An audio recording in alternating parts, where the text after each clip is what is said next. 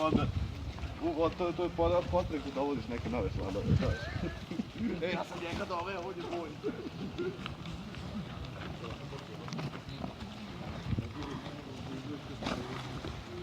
Zašto je porom iz brega? Da ne upada prašina.